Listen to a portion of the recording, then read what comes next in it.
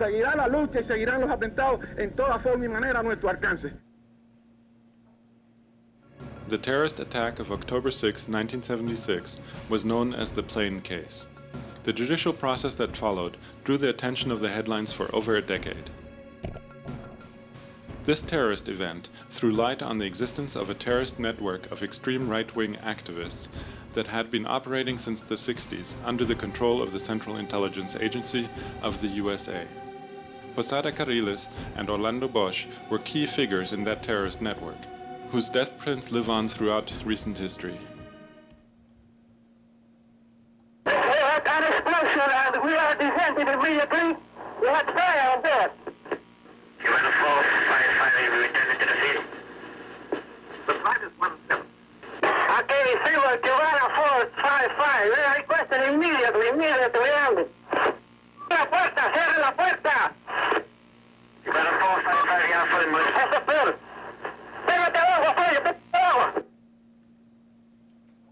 Okay, José Pertierra, could you explain a bit what we've just heard here? Well, John, that was the voice of the pilot, a man that named Wilfredo Perez, that they called Felo.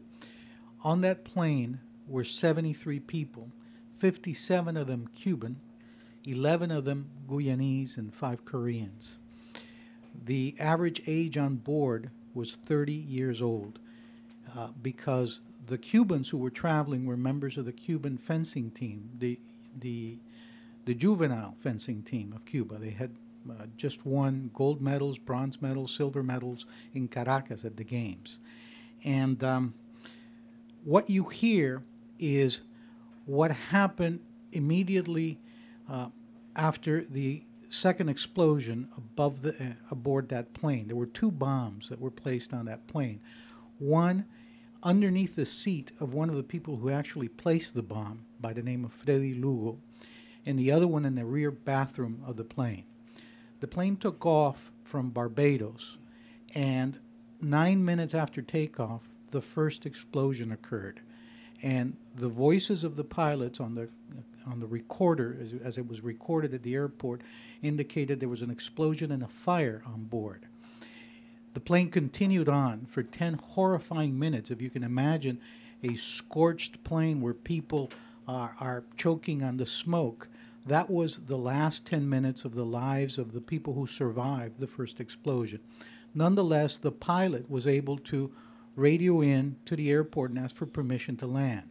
When the second explosion occurred in the rear bathroom of the plane on a bomb placed there by Hernan Ricardo, the other bomber who was on the plane, who had gotten off before the plane had departed from Barbados.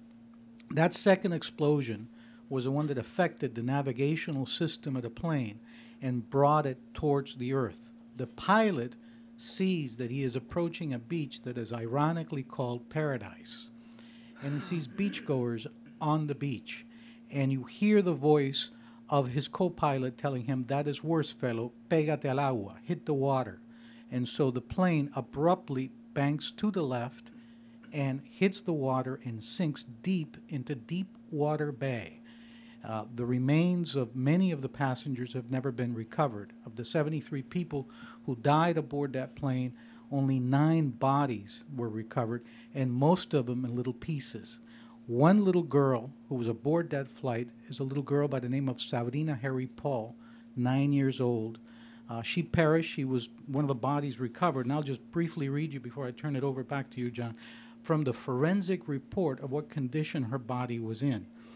Body of a girl, this is a doctor speaking, body of a girl around 9 years of age, brain missing, only facial bones, scalp and hair remaining, lungs shattered, heart destroyed, liver and intestines shattered. That was the condition in which most of the bodies were recovered, if they were recovered at all.